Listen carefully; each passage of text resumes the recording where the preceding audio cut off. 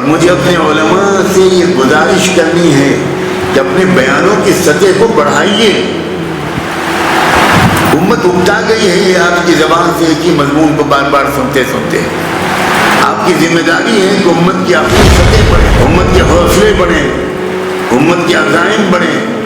اس لیے آپ کو نت نئے قرآنی مضامین عوام کے سامنے رکھنے ہوں گے, ورنہ عوام دلچسپی کھوتے چلے جا رہے ہیں بزرگوں کے بیانوں سے. جن باتوں کی ہم کو روز ضرورت ہے, سڑک پر ضرورت ہے, بازار میں ضرورت ہے, اسپتال اور بینک میں ضرورت ہے, تھانے اور کچہری میں ضرورت ہے, کالج یونیورسٹی میں ضرورت ہے, اسٹیڈیم میں ضرورت ہے, یہ تو ہمارے علماء بیان ہی نہیں کرتے.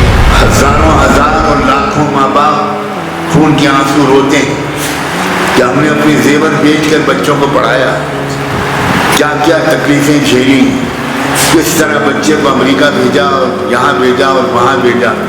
اب حالت یہ ہے کہ بچہ 2 سال ہو جائے فون نہیں کرتا, ہمارا فون نہیں اٹھاتا, وہ اب گرل فرینڈ کے چکر میں ہے, بیویوں کے چکر میں ہے, یہ ہے اور وہ ہے, وہ ہماری بات نہیں سنتا. دل دکھاتا ہے, خون کے آنسو ہم لوگ روتے ہیں بڑھاپے میں. نہ جانے کتنی بڑی تعداد ہے ان ماں باپ کی جو اپنے بچوں کی شکایت لے کر دعاؤں کی گزارش کے لیے ہمارے بزرگوں کے پاس یا ہم چھوٹوں کے پاس آتے ہیں. فتنہ دجال کے دور کی یہ علامت ہر اندھے کو بھی نظر آ رہی ہے کہ اولادوں میں نافرمانوں کی تعداد بڑھ رہی ہے, اولادوں میں باغیوں کی تعداد بڑھ رہی ہے, بے ادبی کا رواج بڑھ رہا ہے. ماں باپ کا وہ ادب و احترام جو ہماری اسلامی تہذیب کا حصہ تھا اور حصہ ہے, ماں باپ کی وہ خدمت, ماں باپ کی آنکھوں کی ٹھنڈک بننے کا شوق, ماں باپ کے پیر دبانا, ماں باپ کے سر میں تیل لگانا, یہ ہے اسلامی تہذیب.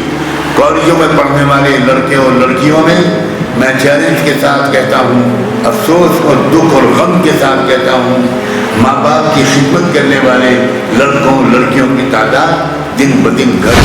کبھی کسی نے اپنی ماں کے پیروں کے تلوے چاٹے؟ میں نوجوانوں سے بڑے پیار سے کہتا ہوں, اس سے پہلے کہ تمہارے سر پر سے تمہاری ماں کا جنازہ نکلے, سایہ اٹھے, اس سے پہلے کہ تمہارے گھر کی چوکھٹ سے تمہاری ماں کا جنازہ نکلے, اپنی ماں کی دعائیں لے لو, اپنی ماں کی خدمت کرو, اپنے ماں باپ کے فرما بردار بنو, ان کے غم بانٹو, ان کے بوجھ ہلکا کرو. جب تم خود باپ بنو گے, خود دادا بنو گے, تب تم کو پتہ چلے گا کتنی مشکل سے ایک فیملی چلائی جاتی ہے.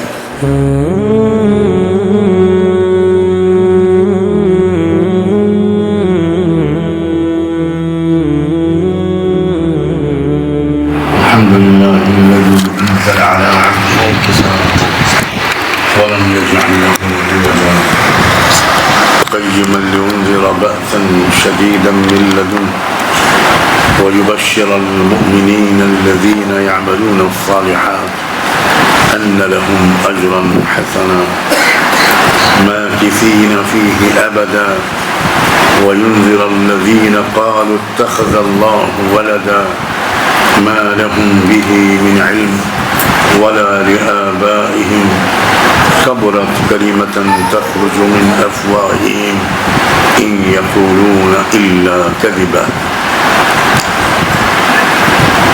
والصلاة والسلام على أشرف الأنبياء والمرسلين سيدنا وسيد الأولين والآخرين محمد وعلى آله وصحبه أجمعين وعلى كل من اهتدى بهداه إلى يوم الدين.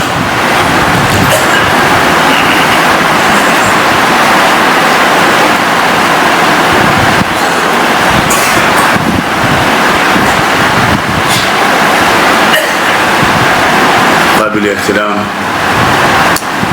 بزرگوں اور قدر و محبت کے لائق بھائیوں اور نوجوانوں،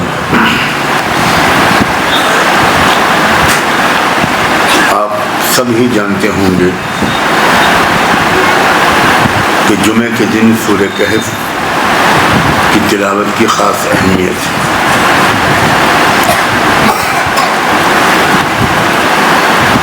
آج کی اس مجلس میں کوشش کروں گا کہ سورہ کہف کے مضامین کا خلاصہ، اس کے پیغام کا خلاصہ پیش کریں۔ یہ بات بھی شاید آپ اکثر لوگ جانتے ہوں کہ رحمت دو عالم صلی اللہ علیہ وآلہ وسلم نے بڑے صاف لفظوں میں یہ بات فرمائی ہے کہ ہر جمعے کو بند کیجیے موبائل۔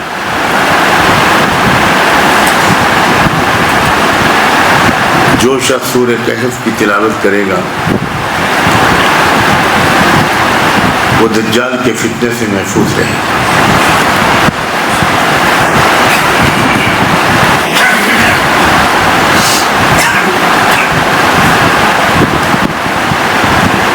دجال کا فتنہ اب آنے والا ہے۔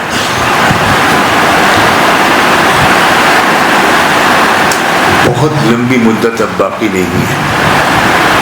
کئی علامتیں یہ بتاتی ہیں۔ یورپ اور امریکہ پوری دنیا میں جب تباہی مچائے گا اور صہیونی اور صلیبی طاقتیں جب پوری دنیا میں ظلم کے سمندر بہائیں گی، دریا نہیں سمندر، اس وقت دجال آئے۔ پہلے دجال کا فتنہ کروڑوں انسانوں کو اپنی لپیٹ میں لے چکا ہوگا، جس میں کروڑوں مسلمان بھی ہوں۔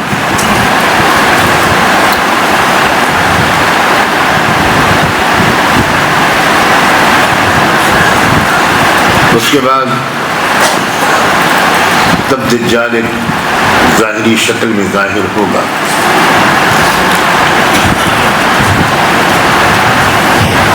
دو لوگ دنیا کے حالات کو گہرائی سے جانتے ہیں اور قرآن کو بھی گہرائی سے سمجھتے ہیں،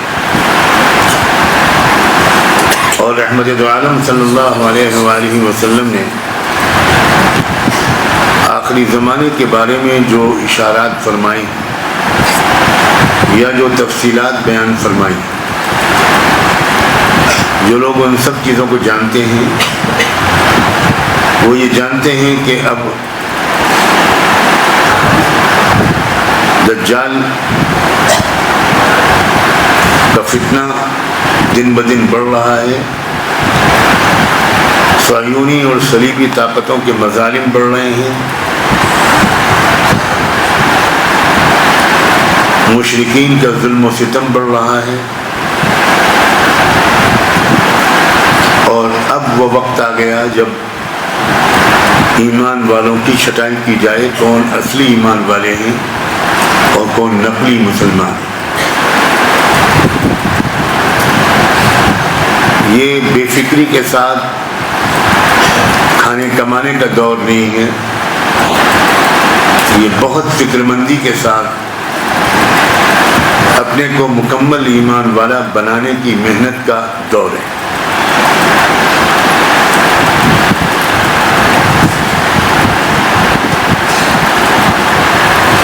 سورہ کہف میں جو کچھ کہا گیا، اللہ کے رسول نے یہ اشارہ فرما کر کہ اس کی تلاوت کی برکت سے، اس پر غور کرنے کی برکت سے دجال کے فتنے سے حفاظت ہوگی، آپ نے یہ اشارہ فرمایا کہ سورہ کہف میں جو رہنمائی دی گئی ہے وہ مستقبل کے بارے میں،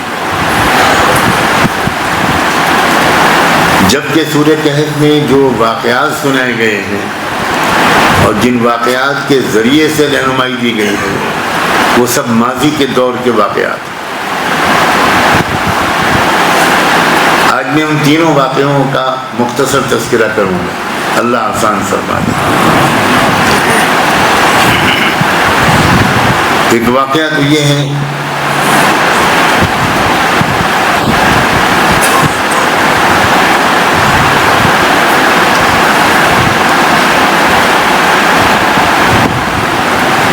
کہ موسیٰ علیہ السلام سے کہا گیا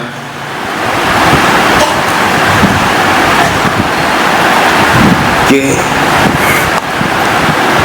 اصل حقیقت کو جاننے کے لیے ایک دوسرے علم کی ضرورت پڑتی ہے۔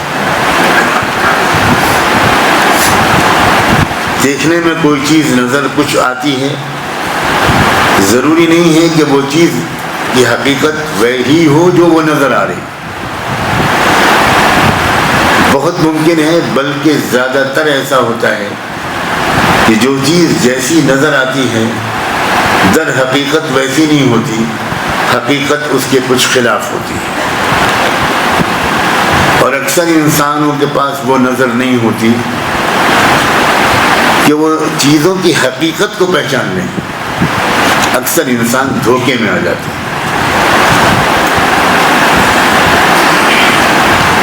موسیٰ علیہ السلام کو اس کا عملی تجربہ کرانے کے لیے اللہ نے کہا کہ ایک بندہ ہے جس کو ہم نے چیزوں کی حقیقت کو پہچاننے والا علم دیا ہے،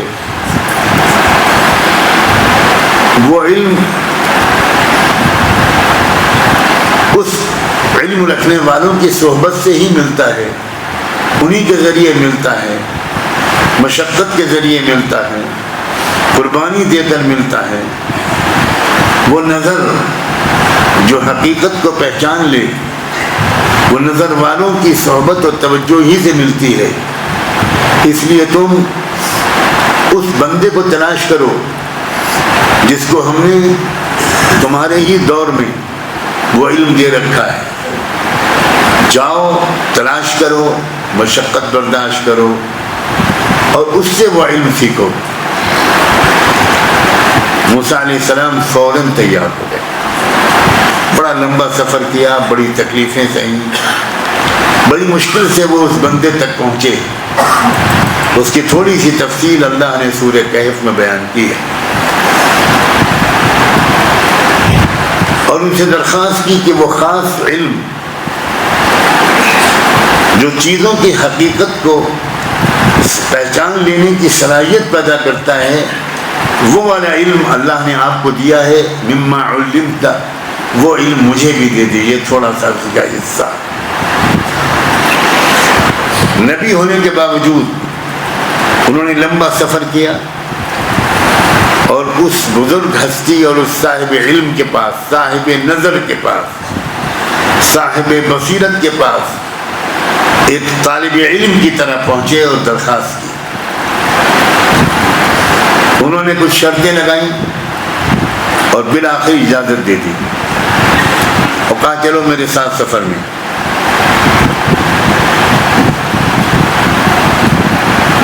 اب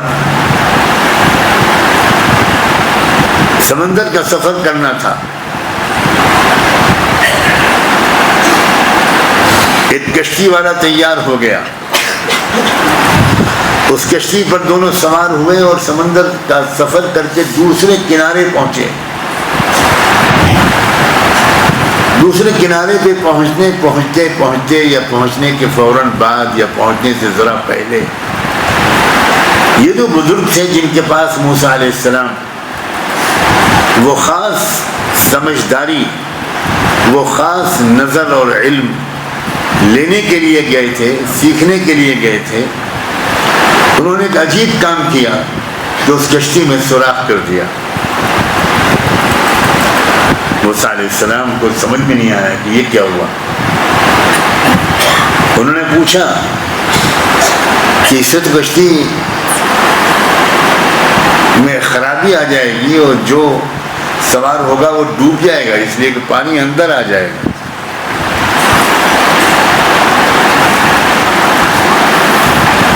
ان مربی اور مرشد نے یہ کہا کہ انتظار کرو، میں سمجھا دوں گا تم کو، ابھی تمہاری سمجھ میں نہیں آئے گا، ابھی اور کچھ دیکھنا اور سیکھنا ہے۔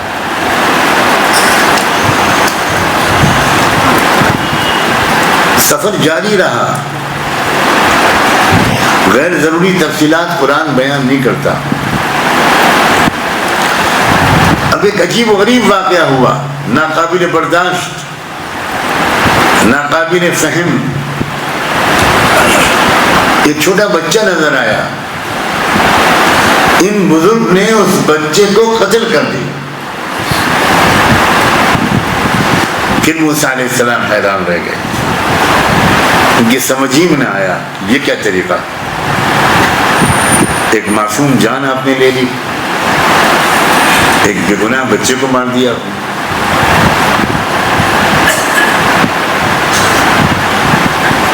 پھر انہوں نے یہ جواب دیا ابھی انتظار کرو،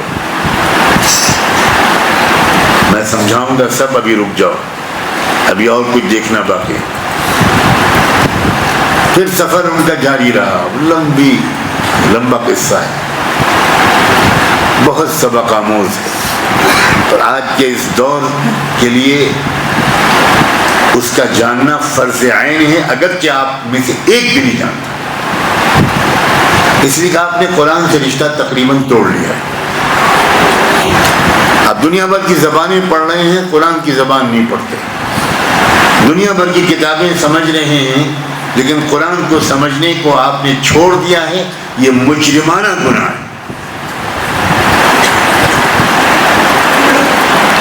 یہ کسی آیت اور حدیث میں نہیں ہے کہ جو مدرسے میں پڑھیں صرف وہ قرآن سمجھیں، جو کالجوں میں پڑھیں ان کو قرآن کی سمجھنے کی کوئی ضرورت نہیں ہے. یہ غلط ہے، یہ غلط ہے، یہ غلط ہے.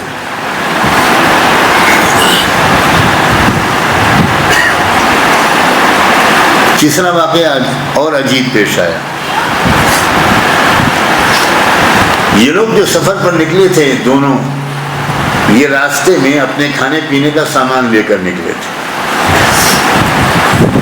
لیکن سفر لمبا ہو گیا اور ایک وقت آیا کہ جو کچھ لے کر نکلے تھے وہ ختم ہو گیا. تو ایک علاقے میں یہ لوگ داخل ہوئے. اس علاقے کے لوگوں سے انہوں نے کہا کہ بھئی ہم لوگ مسافر ہیں، علم کی راہ میں نکلے ہیں، ہمارے پاس جو کچھ کھانے پینے کا سامان تھا وہ ختم ہو گیا، آپ ہمارے کچھ کھانے کا انتظام کر دیں. لیکن عجیب علاقے کے لوگ تھے، انہوں نے صاف انکار کر دیا، جی نہیں، کچھ نہیں، ہم آپ کو کچھ نہیں کھلائیں. مجھے امید ہے کہ جموں کے لوگ ایسے نہیں ہوں. کوئی جواب نہیں دے رہا ہے، اس کا مطلب ہے کہ ایسے ہی ہیں. بہرحال میرے ساتھ تو لوگ ہیں، وہ مجھے بھوکا نہیں رکھے. کیوں مفتی صاحب؟ ٹھیک ہے نا؟ بس اب مجھے اطمینان. اللہ والے کہہ رہے ہیں کہ نہیں، آپ بھوکے نہیں رہے. صاف انکار کر دیا انہوں نے، لکھنوی انداز سے معذرت بھی نہیں کی، صاف انکار کر دیا کہ فَأَبَوْا وَيُضَيِّفُوهُمَا. مگر اس بدسلوکی کے باوجود یہ جو صاحب تھے بزرگ، عجیب علم رکھنے والے، عجیب نظر رکھنے والے، ان کی نظر پڑی ایک دیوار ہے جو تقریباً گرنے والی ہے. وہ رک گئے اور اس دیوار کو ریپیئر کر کے، مرمت کر کے پوری دیوار کو کھڑا کر دیا. موسیٰ علیہ السلام تو یوں ہی ناراض تھے ان نالائقوں سے کہ جنہوں نے ایک وقت کی روٹی نہیں کھلائی. تو موسیٰ علیہ السلام نے کہا کہ ان کمبختوں نے تو ایک وقت کا کھانا نہیں کھلایا، اور آپ اس دیوار کی مرمت کر رہے ہیں فی سبیل اللہ. اس وقت تو بالکل ہی مناسب تھا کہ آپ ان سے اس کام کی کچھ مزدوری لے لیتے تو ہم لوگوں کو کچھ کھانے کو مل جاتا. آخر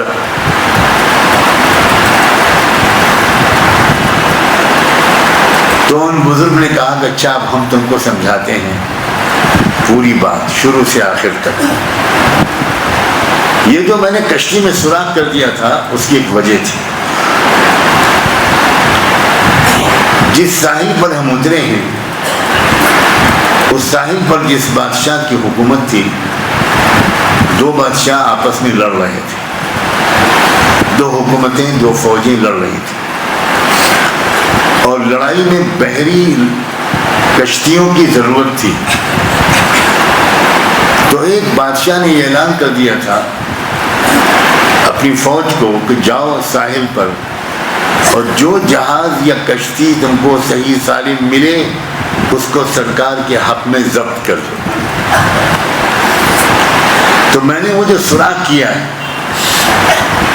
وہ اس لیے کیا کہ جب فوجی آئیں گے اور کشتی کو دیکھیں گے اور اس میں سوراخ دیکھیں گے تو اس کو ضبط نہیں کریں گے, چھوڑ دیں گے.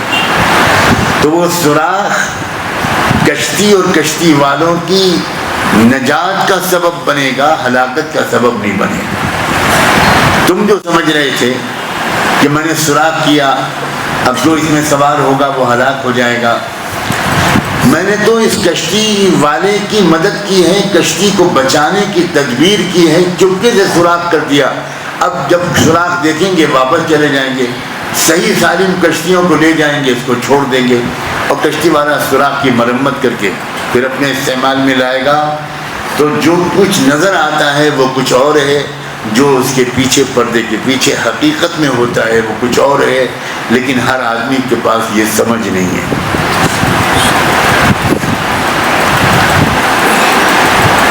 جس کے پاس شے کی حقیقت کو دیکھنے والی نظر ہوگی صرف وہ دجال کے فتنے سے محفوظ رہے گا. پتہ نہیں آپ لوگ اس جملے کی اہمیت کو کتنا سمجھے, مجھے بہت شک ہے, بہت شک ہے.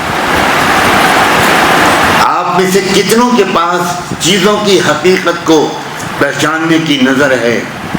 شاید اس پورے مجمع میں 3 آدمی بھی نہیں ہوں.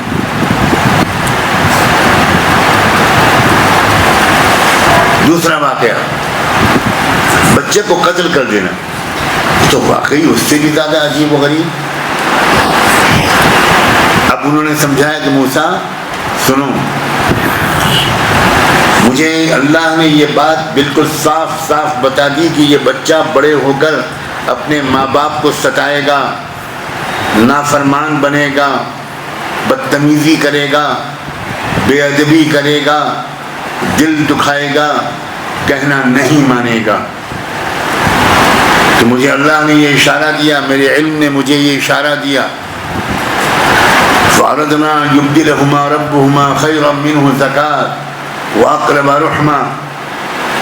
اللہ تعالیٰ ایک اور بچہ عطا فرمائیں گے, وہ بچہ فرما بردار ہوگا, وہ بچہ اپنے ماں باپ کی آنکھوں کی ٹھنڈک بنے گا, وہ اپنے ماں باپ کی خدمت کرے گا, دل نہیں دکھائے گا, نافرمانی نہیں کرے گا. اس بچے سے ماں باپ کو تکلیف پہنچنے والی تھی, اور جو بچہ اب اللہ ان کو دیں گے اس سے ماں باپ کو راحت ملے گی. بڑا سبق ہے. ایک تعلیم کا نظام وہ ہے, ایک ایجوکیشنل سسٹم وہ ہے جس سے بچے اپنے ماں باپ کے فرما بردار بنتے ہیں, اپنے ماں باپ کے سامنے آواز کو ہلکا رکھتے ہیں, نگاہوں کو نیچا رکھتے ہیں, بلند آواز میں اپنے ماں باپ سے بات نہیں کرتے, بدتمیزی اور نافرمانی کا تو کوئی تذکرہ ہی نہیں کرنا چاہیے, سر جھکائے رہتے ہیں, آنکھوں کی ٹھنڈک بنے رہتے ہیں. سعادت مند اولاد ہوتی ہے, سعادت مند لڑکے اور سعادت مند لڑکیاں. یہ اشارہ کیا ہے اللہ نے سورہ کہف میں کہ فتنہ دجال کے دور میں جو ایجوکیشنل سسٹم چلے گا وہ اکثر و بیشتر اولادوں کو نافرمان بنائے گا, اکثر و بیشتر اولادوں سے ان کے ماں باپ کو تکلیف پہنچے گی, اکثر و بیشتر شوہر بیویوں کی طرفداری کریں گے, ماں باپ کی مخالفت کریں گے, اکثر و بیشتر ماں باپ کا ادب کا رواج ختم ہو جائے گا, بدتمیزی سے پیش آئیں گے, بے ادبی سے پیش آئیں گے, اونچی آواز میں بات کریں گے. اس واقعے کے ذریعے سبق ملا, اس نظام تعلیم کو چھوڑ کر تم کو ایسا تعلیم و تربیت کا نظام قائم کرنا چاہیے جس سے ادب کرنے والے نوجوان پیدا ہوں, بزرگوں کا احترام کرنے والے, ماں باپ کا کہنا ماننے والے, ماں باپ کا بڑھاپے میں ہاتھ بٹانے والے, ماں باپ کی خدمت کرنے والے, ماں باپ کا ادب اور احترام کرنے والے اولاد تیار ہو. ہر شخص جانتا ہے, میں چیلنج کرتا ہوں, یہ بات ہر خاص و عام کو یہ بات معلوم ہے, کہ اگر مجموعی اعتبار سے دیکھا جائے افراد دونوں طرف مستثنا ہو سکتے ہیں۔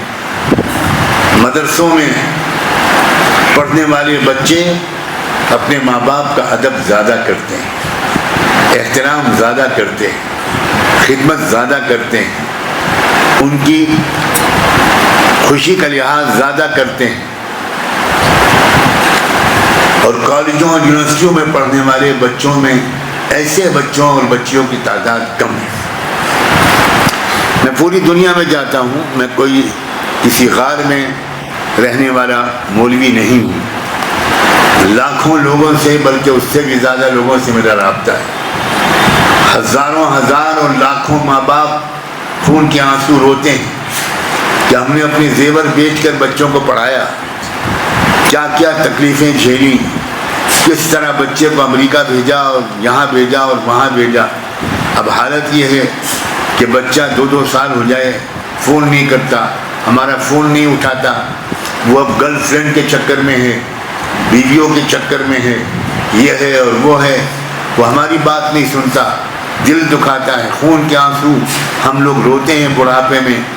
نہ جانے کتنی بڑی تعداد ہے ان ماں باپ کی جو اپنے بچوں کی شکایت لے کر دعاؤں کی گزارش کے لیے ہمارے بزرگوں کے پاس یا ہم چھوٹوں کے پاس آتے ہیں۔ مدرسوں کے فارغین کے ماں باپ میں بھی کچھ لوگ ایسے ہوتے ہیں، لیکن ان کی تعداد انگلیوں پر گنے جانے کے لائق ہوتی ہے۔ عام طور سے مدرسوں کے پڑھنے والے بچے وہ اپنے ماں باپ کے فرما بردار ہوتے ہیں۔ فتنہ دجال کے دور کی یہ علامت ہر اندھے کو بھی نظر آ رہی ہے کہ اولادوں میں نافرمانوں کی تعداد بڑھ رہی ہے، اولادوں میں باغیوں کی تعداد بڑھ رہی ہے، بے ادبی کا رواج بڑھ رہا ہے۔ ماں باپ کا وہ ادب و احترام جو ہماری اسلامی تہذیب کا حصہ تھا اور حصہ ہے، ماں باپ کی وہ خدمت، ماں باپ کی آنکھوں کی ٹھنڈک بننے کا شوق، ماں باپ کے پیر دبانا، ماں باپ کے سر میں تیل لگانا، یہ ہے اسلامی تہذیب۔ کالجوں میں پڑھنے والے لڑکے اور لڑکیوں میں چیلنج کے ساتھ کہتا ہوں، افسوس اور دکھ اور غم کے ساتھ کہتا ہوں، ماں باپ کی خدمت کرنے والے لڑکوں اور لڑکیوں کی تعداد دن بدن گھٹ رہی۔ میرے عزیز نوجوانوں، ہمیں ڈاکٹروں کی بھی ضرورت ہے، ہمیں انجینئرز کی بھی ضرورت ہے، ہمیں لائرز کی بھی ضرورت ہے، ہمیں جرنلسٹوں کی بھی ضرورت ہے، ہمیں اسپورٹس مین کی بھی ضرورت ہے، لیکن یہ ہم چاہتے ہیں کہ ہر ڈاکٹر بعد میں ہو، مسلمان پہلے ہو، اپنے ماں باپ کا سعادت مند اولاد پہلے ہو، انجینئر بعد میں ہو، سعادت مند اولاد پہلے ہو۔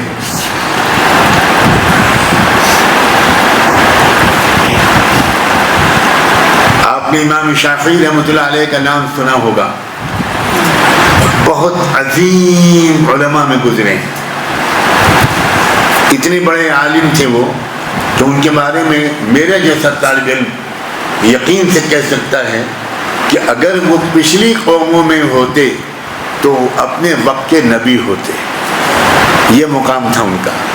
اس کے باوجود رات میں جب والدہ ان کی ماں بستر پر آرام کرنے کے لیے لیٹتی تھیں تو وہ آ کر ان کے سر دباتے تھے، سر میں تیل لگاتے تھے، ٹانگیں دباتے تھے، پیر دباتے تھے، اور آخر میں اپنی ماں کے پیروں کے تلوے زبان سے چاٹتے تھے۔ ان کی ماں ہاتھ پکڑتی تھی، بیٹا کیا کر رہے ہو تم؟ یہ بیٹا تم کیا کر رہے ہو؟ تم امت کے سب سے بڑے امام ہو، تم جب نکلتے ہو مسجد جانے کے لیے تو ہزاروں لوگ سڑک کے دونوں طرف صرف تمہارے روشن چہرے کو دیکھنے کے لیے کھڑے رہتے ہیں، ہزاروں تمہارے شاگرد ہیں، یہ تم میری پیروں کے تلوے کیوں چاٹ رہے ہو؟ تو امام شافعی اپنی ماں کے پیر کو چومتے ہوئے کہتے تھے، ماں میں اپنے آپ کے پیروں کے تلوے نہیں چاٹ رہا ہوں، میں اپنی جنت چاٹ رہا ہوں، کہ میرے آقا رحمت دو عالم صلی اللہ علیہ وآلہ وسلم نے یہ فرمایا ہے کہ ماں کے پیروں کے نیچے اولادوں کی جنت ہوتی ہے، میں تو اپنی جنت چاٹ رہا ہوں۔ آپ میں سے کبھی کسی نے اپنی ماں کے پیروں کے تلوے چاٹے؟ میں نوجوانوں سے بڑے پیار سے کہتا ہوں، اس سے پہلے کہ تمہارے سر پر سے تمہاری ماں کا جنازہ نکلے، سایہ اٹھے، اس سے پہلے کہ تمہارے گھر کی چوکھٹ سے تمہاری ماں کا جنازہ نکلے، اپنی ماں کی دعائیں لے لو، اپنی ماں کی خدمت کرو، اپنے ماں باپ کے فرما بردار بنو، ان کے غم بانٹو، ان کے بوجھ ہلکا کرو۔ جب تم خود باپ بنو گے، خود دادا بنو گے، تب تم کو پتہ چلے گا کتنی مشکل سے ایک فیملی چلائی جاتی ہے۔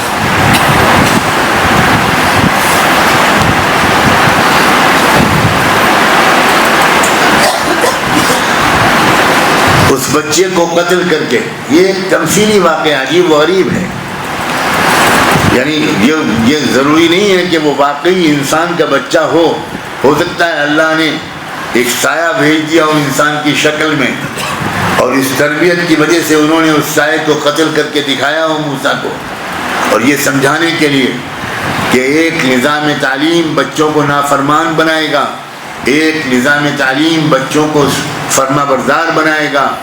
اس بات کو سورہ کہف میں رکھ کر اللہ نے فتنہ دجال کے دور میں امت مسلمہ کو آگاہ کیا ہے۔ تم خود سوچو، تم کس ادارے میں پڑھو گے، کس ایجوکیشنل سسٹم سے زیادہ فائدہ اٹھاؤ گے، کس ایجوکیشنل سسٹم کو بہت اہمیت دو گے، کس ایجوکیشنل سسٹم کو حقیر سمجھو گے۔ میں جانتا ہوں مدرسوں کے نظام تعلیم میں کچھ ترقی کی ضرورت ہے، کچھ اضافے کی ضرورت ہے، اور میں اس میں دن رات لگا ہوا ہوں، اور میں نے اپنی بساط کے مطابق ایک ایسا ادارہ قائم کیا ہے جس کے بارے میں میری امید اور دعا ہے ڈرتے ڈرتے کہ اللہ اس کو آگے کے دور میں مدارس کے لیے ایک نمونے کا مدرسہ بنا دے، ایک نمونے کا ادارہ بنا دے۔ میں نہیں کہتا کہ ہر مدرسے میں ماڈرن ایجوکیشن ہونی چاہیے، لیکن میں یہ ضرور کہتا ہوں کہ کچھ اداروں کے اندر دونوں تعلیمیں ہونی چاہیے، مگر روحانی تربیت کے ساتھ، اخلاقی تربیت کے ساتھ، نفلی روزوں اور تہجد تک کے اہتمام کے ساتھ۔ تیسرا واقعہ،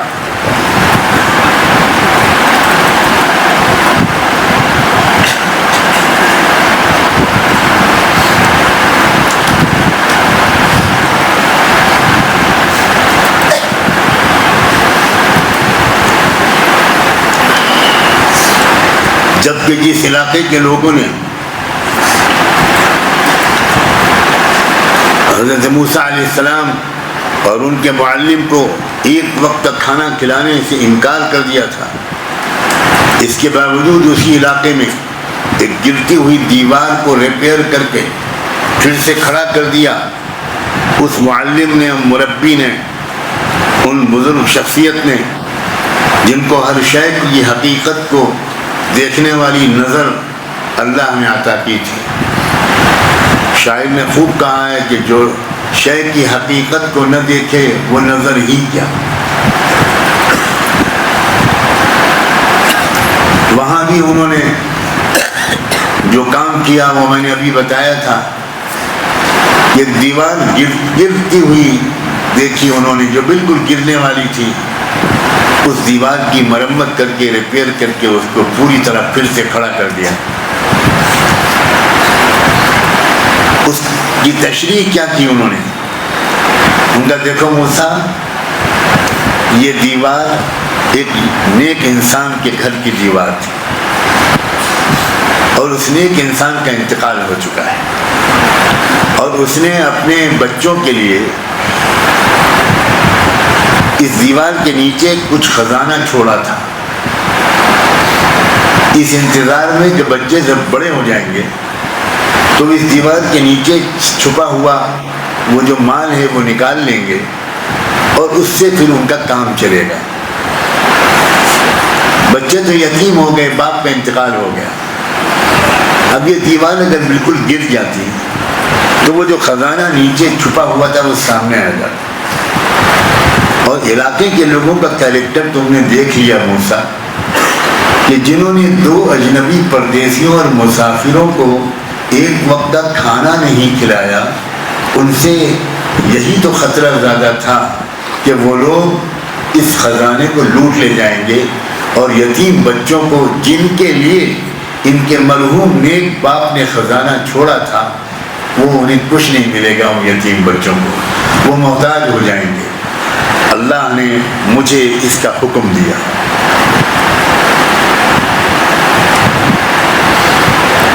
اللہ نے میرے دل میں یہ بات ڈالی کہ میں اس دیوار کی مرمت کر کے اس کو کھڑا کر دوں، اور جب بچے بڑے ہو جائیں گے تو وہ بچے اس دیوار کے نیچے سے اس خزانے کو نکال لیں گے۔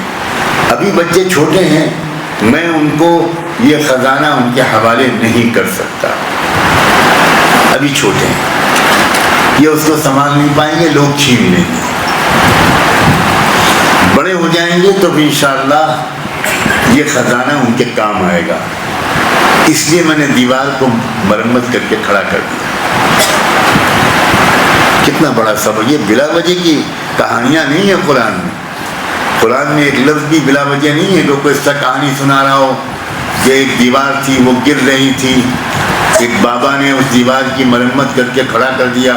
لا حول ولا قوت الا باللہ۔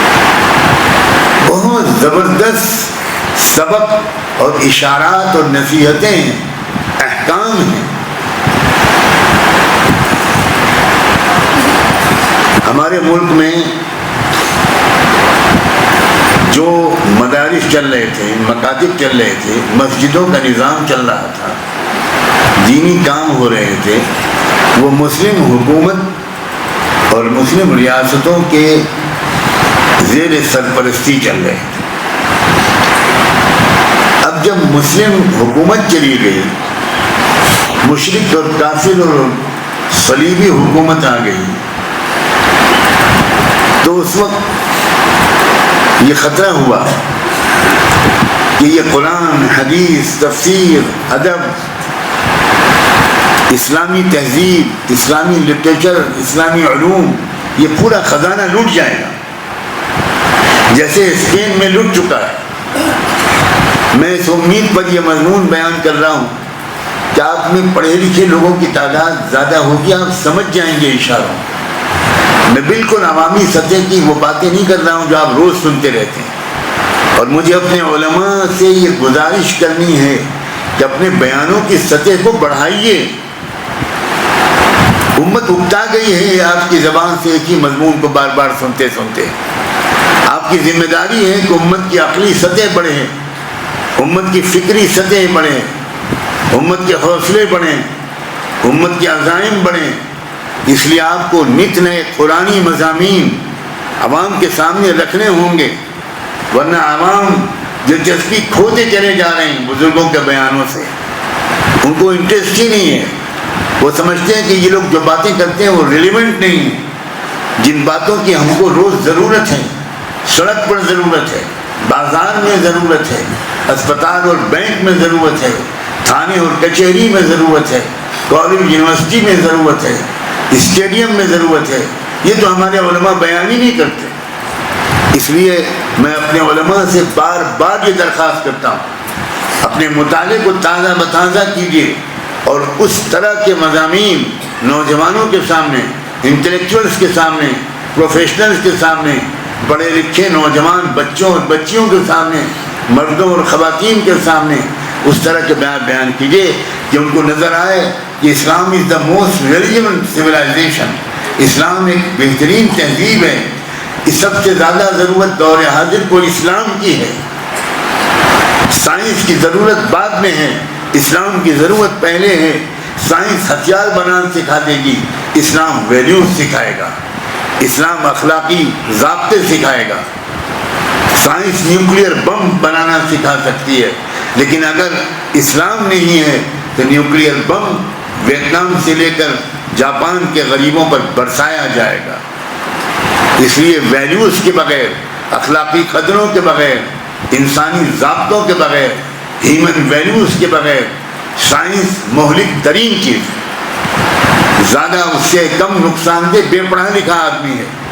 بے پڑھا لکھا آدمی آپ کے جیب سے پرس نکال لے گا اگر وہ چور ہوگا اور 500 روپے چرا لے گا، اور پڑھا لکھا چور کئی لاکھ کروڑ کا اسکیم کرے گا۔ کون سا تعلیمی نظام ہم کو اپنانا چاہیے؟ اور اس دیوار کے واقعے سے کیا سمجھانا چاہے؟ مسلم حکومت کہ دیوار کے سائے میں ساری اسلامک ایکٹیویٹیز ہمارے سب کانٹیننٹ میں چل رہی تھی. میں تفصیل میں نہیں جا سکتا، اشارہ بالکل کافی ہے اگر سمجھدار مجمع ہو. اب جب اسلامی حکومت چلی گئی اور ملت اسلامیہ یتیم ہو گئی، وہ سرپرستی ختم ہو گئی، وہ پیٹرونیج ختم ہو گیا، دیوار گرنے کے قریب تھی، تو خطرہ ہو گیا کہ خزانہ لٹ جائے گا، جیسے اسپین میں لٹ چکا ہے. اسپین وہ ملک ہے جہاں سینکڑوں اور ہزاروں علماء پیدا ہوئے، محدثین پیدا ہوئے، تفسیر کے ماہر لوگ پیدا ہوئے، مسلم سائنسداں پیدا ہوئے، مشائخ اور اللہ والے پیدا ہوئے. لیکن جب اسپین میں حکومت گئی مسلمانوں کی تو یہ حالت ہو گئی چند سالوں کے اندر کہ اسپین میں ایک بندہ بھی کلمہ طیبہ لا الہ الا اللہ پڑھنے والا نہیں ملتا. دیوار گر گئی، خزانہ لٹ گیا. یہی خطرہ بر صغیر ہند و پاک میں یہی خطرہ تھا کہ یہاں سے مسلم حکومت کے جانے کے بعد پھر یہاں بھی وہی ہوگا جو اسپین میں ہوا، یہاں بھی سب لٹ جائے گا، ڈھونڈنے سے بھی کوئی مسلمان نہیں ملے گا. اس وقت اللہ نے حجت الاسلام حضرت مولانا محمد قاسم نانوتوی، نابغہ عصر حضرت مولانا رشید احمد گنگوہی اور اس طرح کے عظیم خضر صفت بزرگوں کو کھڑا کیا، اور انہوں نے کیا کیا؟ مدرسوں کی کچی دیواروں کے نیچے اسلامی تہذیب کو چھپا دیا، محفوظ کر دیا. ان مدرسوں کو معمولی سمجھنے والے لوگ بے عقل ہیں، بے خبر ہیں. انہیں خبر نہیں ہے کہ اس ملک اور اس پورے سب کانٹیننٹ میں اسلامک آئیڈینٹی کو بچانے والا کام 99.9% مدرسوں نے کیا ہے، مکتبوں نے کیا ہے. اگر یہ مدرسے اور مکاتب نہ ہوتے تو یہاں مسلمان ڈھونڈنے کو نہیں ملتے. سمرقند اور بخارا، تاشقند، ازبکستان، تاجکستان یہ وہ ملک ہے جہاں کے امام بخاری تھے، جہاں کے امام مسلم تھے، جہاں کے امام ترمذی تھے، بڑے بڑے محدثین تھے. لیکن جب وہاں حکومت مسلمانوں کی گئی تو کیا آپ کو نہیں معلوم کہ سوویت یونین کے پورے علاقے میں سینکڑوں میل دور سفر کر کے بھی آپ کو ایک نظر آنے والا مسلمان نظر نہیں آتا تھا، لٹ جاتا تھا. یہ ہمارے برصغیر کی خصوصیت ہے دوستوں. دعا دو علماء کو، احترام کرو بزرگوں کا، پہچانو ان کے احسان کو، ان کی خرابیوں پر ہر وقت بات مت کرو. مجھے اتنی الجھن ہوتی ہے جب بھی مجھے انٹلیکچوئل لوگ ملتے ہیں، وہ بھی میرے لیے قابل احترام ہیں، قابل قدر ہیں، ان کی بھی سماج کو ضرورت ہے. لیکن جب بھی وہ ملتے ہیں وہ مدرسوں اور علماء پر تنقیدیں کرتے ہیں. انہیں کچھ خبر نہیں ہے کہ ان مدرسوں اور علماء نے ریسورسز کی کمی کے باوجود، وسائل کی کمی کے باوجود اپنی کچی عمارتوں میں اور کچھ کیا ہو نہ کیا ہو، اسلامک آئیڈینٹی کو بچایا ہے. اسلامی شناخت کو بچانا یونیورسٹیوں کا کارنامہ نہیں ہے، کالجوں کا کارنامہ نہیں ہے، مسجدوں کا آباد کرنا کالجوں کا کارنامہ نہیں ہے. ہمیں پروفیشنلز کی ضرورت ہے، ہمیں کالجوں کی ضرورت ہے، ہمیں یونیورسٹیز کی ضرورت ہے، ہمیں ڈاکٹرز کی ضرورت ہے، ہمیں انجینئرز کی ضرورت ہے. میں کچھ اور بات کہہ رہا ہوں، خدا کرے میں کہہ سکوں اور آپ سمجھ سکیں.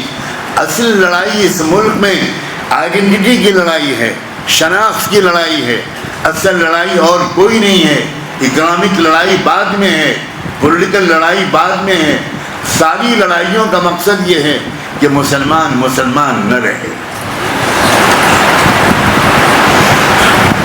مسجدیں شہید کی جا رہی ہیں، مشرکوں کی عبادت گاہیں بنائی جا رہی ہیں.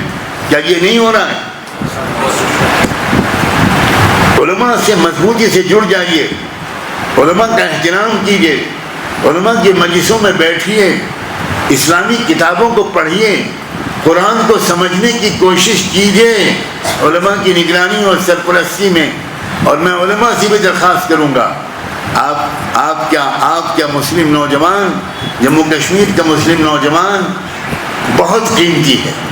میں جانتا ہوں آپ کی صلاحیتوں کو, میں کچھ حد تک جانتا ہوں آپ کے جذبات کو, آپ کی تمناؤں کو, اور آپ خود جانتے ہو نہ جانتے ہوں, ہم جانتے ہو نہ جانتے ہوں, لیکن دشمن آپ کو جانتا ہے. دشمن آپ کے پوٹینشل کو پہچانتا ہے, دشمن آپ کی صلاحیتوں کو پہچانتا ہے, دشمن آپ کی ہمتوں کو پہچانتا ہے, دشمن آپ کے جذبات کو پہچانتا ہے, دشمن آپ کے بلبلوں کو پہچانتا ہے, دشمن آپ کی بہادری کو پہچانتا ہے. اس لیے میری گزارش یہ ہے, بہت ہی محبت کے ساتھ, بہت محبت کے ساتھ, علماء ان نوجوانوں کو گلے لگائیں, ان کی کمزوریوں کو نظر انداز کر دیں. ان سے یہ امید نہ رکھیں کہ یہ آپ کے مدرسے کے طالب علم جیسے بن جائیں گے. نہیں, بالکل نہیں.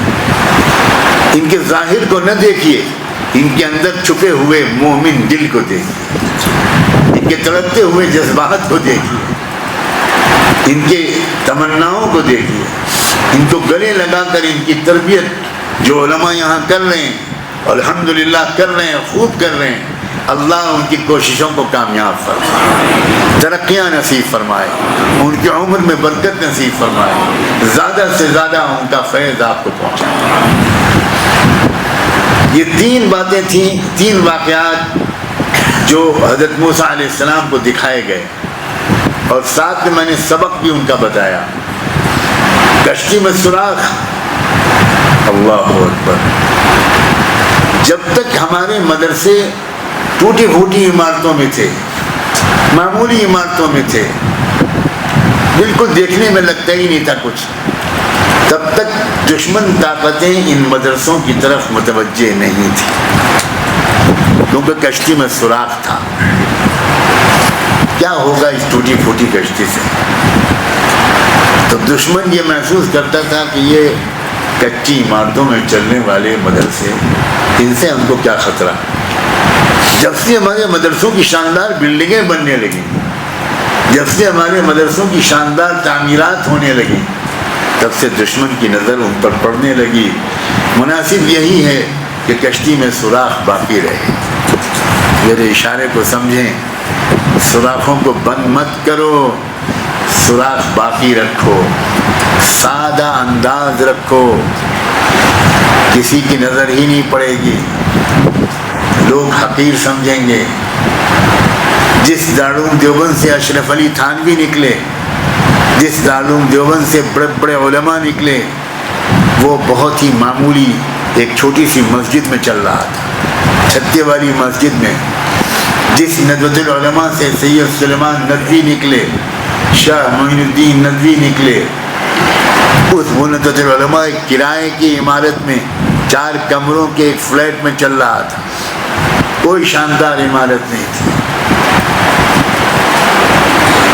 اس لیے زیادہ توجہ بچوں کی پختہ تعلیم و تربیت پر دی جائے, علمی استعداد ان کی مضبوط ہو, تاکہ وہ زمانے کے سوالوں کا جواب دے سکیں, احساس کمتری میں مبتلا نہ ہوں, مرعوب نہ ہوں. اور اسی طرح کالجوں یونیورسٹیوں کے بچے وہ سمجھیں کہ ہمیں ادھورا علم سکھایا جا رہا ہے.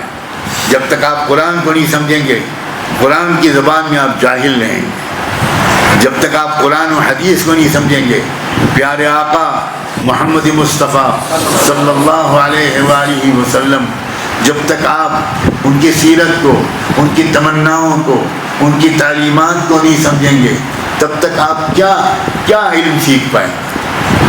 وہ علم جو قرآن و حدیث کے علاوہ ہو, میں اس کو علم ماننے کے لیے تیار نہیں. وہ علم نہیں ہے, وہ معلومات ہیں, وہ انفارمیشن ہے, وہ نالج نہیں ہے. نالج وہ ہے جس کو قرآن نے کہا الرحمن علم القرآن. قرآن مجید علم مانتا ہے اس کو جو قرآن سے جڑا ہوا. آپ جب قرآن بھی پڑھیں گے تو آپ کو سائنس بہت زیادہ سمجھ میں آئے گی, اور آپ کو معجزہ سمجھ میں آئے گا کہ سائنسداں بلینس آف ڈالرز خرچ کر کے اب جن تحقیقات تک پہنچے ہیں, ان سب باتوں کا اعلان قرآن مجید میں اللہ نے 1500-1400 سال پہلے کر دیا تھا اس قرآن میں جو اس نبی کے ذریعے اتارا گیا، جو نبی پڑھا لکھا نہیں تھا، جو اپنا نام بھی نہیں لکھ سکتے تھے، دستخط بھی نہیں کر سکتے تھے۔ ہزاروں درود و سلام ہوں رحمت دو عالم صلی اللہ علیہ وآلہ وسلم۔ زیادہ سے زیادہ ان علماء کے یوٹیوب کے بیانات سنیے، سوشل میڈیا کو بیکار مت استعمال کیجیے، موبائل پر اپنا وقت مت برباد کیجیے، لیپ ٹاپ پر واحد چیزوں کو مت دیکھیے، فضول چیٹنگ مت کرو میرے عزیزوں، فضول چیٹنگ مت کرو، وقت قیمتی ہے، وقت کا صحیح استعمال کرو، اپنے فزیکل فٹنس کی ضرور کوشش کرو، کسی کھیل میں حصہ لو، مقابلوں میں حصہ لو، کمپٹیشنز میں حصہ لو، میچز میں حصہ لو۔ تم کو تندرست رہنا ہے، فزیکلی فٹ رہنا ہے، مینٹلی انلائٹن رہنا ہے، تمہارا ذہن روشن رہے، تمہاری میموری مضبوط رہے، تمہارا وقت کا ایک ایک سیکنڈ قیمتی ہے۔ بازاروں میں مت پھرو۔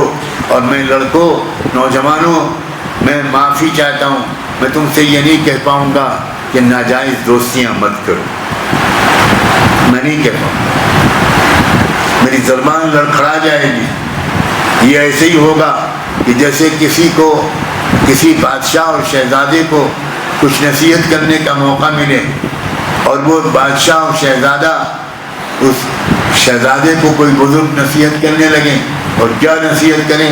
یہ کہنے لگیں کہ آپ کے گھر میں، محل میں ٹوائلٹ صاف کرنے والی جو بھنگن آتی ہے، آپ اس سے لو افیئر مت کرنا، آپ اس سے عشق مت کرنا۔ شہزادہ تھپڑ مار دے گا کہ دماغ صحیح ہے آپ کا، آپ کس سے بات کر رہے ہیں اور کیا نصیحت کر رہے ہیں؟ میں ہر مسلمان نوجوان کو امت محمدیہ کا شہزادہ مانتا ہوں۔ میں تم کو یہ نصیحت نہیں کر سکتا کہ ناجائز دوستیاں لڑکوں یا لڑکیوں سے مت کرنا۔ اگر میں یہ کہنے لگوں تو تم کو بھی مجھے تھپڑ مارنے کا حق ہے، تمہیں مجھ سے یہ جواب دینے کا حق ہے۔ آپ کی ہمت کیسے ہوئی؟ ہم سرکار دو عالم کے امتی ہیں، کیا آپ ہم سے اتنی ذلیل حرکت کی امید کرتے ہیں؟ کہ ہم کسی لڑکی سے محبت کریں گے، ناجائز محبت کریں گے، موبائل پر باتیں کریں گے، میسیجز ایکسچینج کریں گے؟ کیا آپ ہم سے یہ امید کرتے ہیں کہ ہم چیٹنگ کریں گے رات میں 2 بجے رات تک؟ آپ مجھے جواب دیں گے میرا نام ابو بکر ہے، میرا نام عمر ہے، میرا نام خالد ہے، میرا نام ابو سعید ہے، میرا نام زین العابدین ہے، میرا نام حسن اور حسین ہے۔ آپ کیسے مجھ سے یہ امید کر سکتے؟ بالکل صحیح ہے، بالکل صحیح ہے کہ کوئی حق نہیں ہے مجھ جیسے کو تم جیسوں کے بارے میں اس طرح کی پست امیدیں کرنا۔ میں شکر گزار ہوں اس مسجد کے انتظامیہ کا کہ انہوں نے مجھے یہاں آ کر نماز پڑھنے اور اپنے دل کا کچھ درد اس پیارے مجمع کے سامنے رکھنے کا موقع عنایت فرمایا۔ دل سے دعا ہے اللہ آپ کی جوانیوں کو بے داغ رکھے، آپ کو صحیح راستے پر ثابت قدم رکھے، آپ کو زمانے کی برائیوں سے بچائے رکھے، فتنہ دجال سے محفوظ رکھے، اور دجال کے مقابلے کے لیے حضرت عیسیٰ اور امام مہدی کی قیادت میں جو فوج تیار ہو رہی ہے، اللہ ہم سب کو اس فوج میں شامل فرمائے، نکال کے باہر نہ کر دے۔ بڑا خطرہ ہے کیونکہ چھٹائی ہو رہی ہے، ایک بڑی تعداد مسلمان کہلانے والوں کی دجال کی فوج میں چلی جائے گی، محروم کر دی جائے گی، مسجد اقصیٰ کے خلاف لڑائی لڑے گی، مسلمانوں کو ذبح کرے گی، اور ایک تھوڑی سی تعداد ہوگی تقوی والوں کی، پاک دامن لوگوں کی، اللہ کی باتوں کو ماننے والوں کی، جو امام مہدی اور حضرت عیسیٰ کے ساتھ ہوگی۔ اللہ کرے ہم سب ان خوش نصیبوں میں ہوں، ہمارے بھائی بہن، ہماری اولادیں، ہمارے والدین، ہمارے دوست، ہمارے دور اور قریب کے رشتہ دار کوئی دجال کی طرف نہ بھیجا جائے، ہر ایک کی شرکت امام مہدی اور حضرت عیسیٰ کے ساتھ ہو۔